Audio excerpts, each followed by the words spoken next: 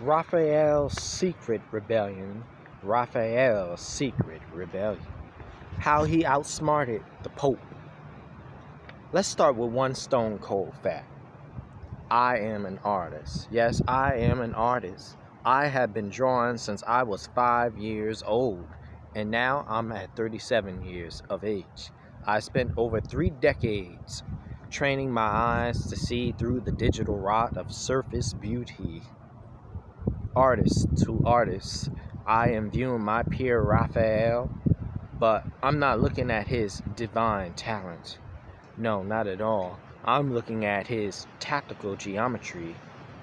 Raphael wasn't just a painter. He was a master of subversion who manipulated your perception of power. While the church thought he was glorifying the papacy, Raphael was actually weaponizing geometry to mask the frailty of aging men.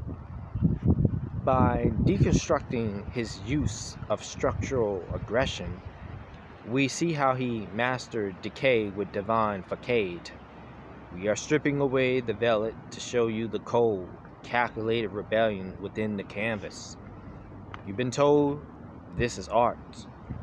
I'm going to show you it's forensic audit of political survival.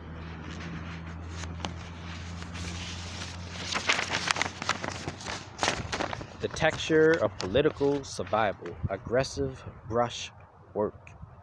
Look at the Papal vestments, the velvet in the silk. Raphael uses a hyper-realistic, aggressive brushwork that feels almost violent. Why? Because the clothing has more life than the man wearing it. Again, repeat that. Because the clothing has more life than the man wearing it. This is the texture of political survival. He uses the luxury of the fabric to contrast against the decaying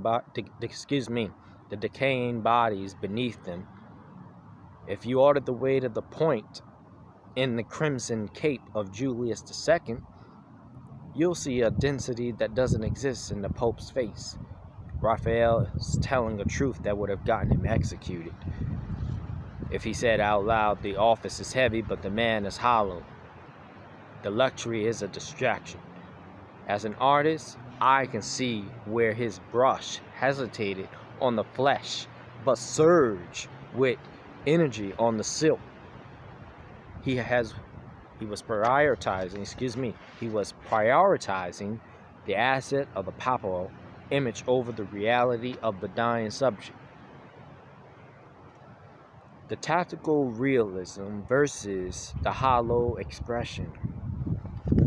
We have come to compare the tactical realism of the velvet to the hollow out expressions of these men. These men burdened by weight of the Holy See. And Raphael captures that through structural imbalances, or imbalance, you can say.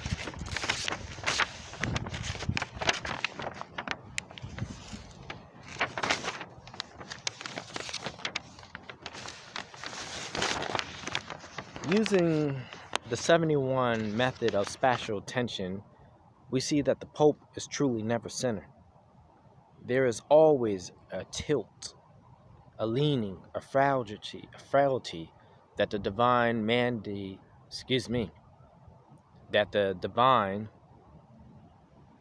mandates try to hide. The hyper-realism of clothing acts as a decorated shroud meant to distract from impending mortality. It's a stage reality. Raphael was essentially a whistleblower using a brush instead of a document. He was documenting the collapse of the individual under the weight of the institution. Hardening the narrative, the forensic imbalance. Why does this matter to you? Again, why does this matter to you?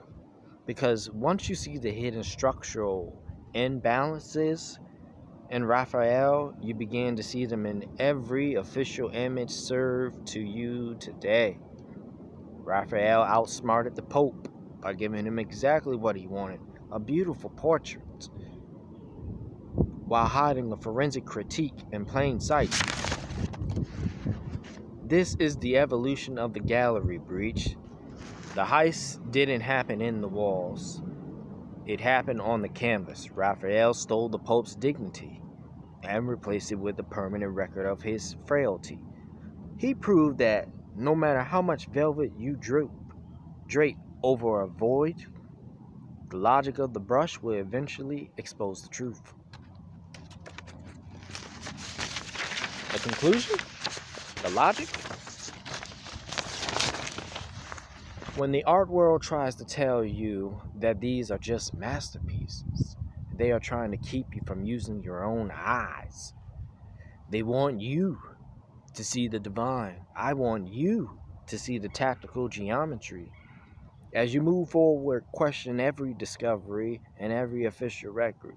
If Raphael could subvert the most powerful man on earth in 1511, what is being staged for you in 2026? Stay logical, audit the map, and never trust the varnish. Audit complete.